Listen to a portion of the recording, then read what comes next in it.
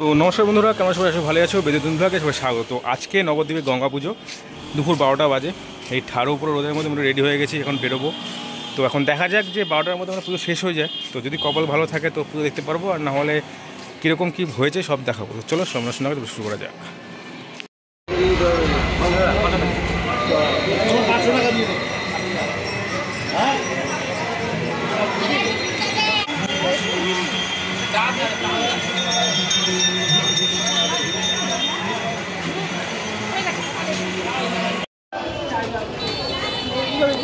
আজকের দিনে মোটামুটি প্রায় প্রত্যেকটা গঙ্গার ঘাটে ছোটোখাটো করে পুজো হয়, কিন্তু মেলা বসে একমাত্র এই ঘাটে, যেটার নাম রানীর ঘাট।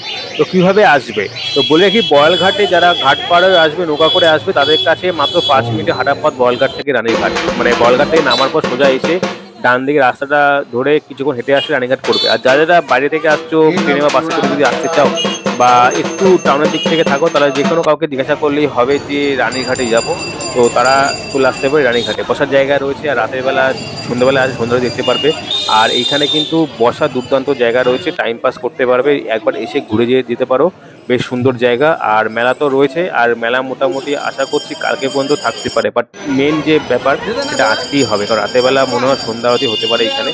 তো তোমরা সবাই সময় নষ্ট না করে চলে আসো, আর কিরকম কি হয় তারা তোমরা আসলে দেখলে বুঝতে পারবে।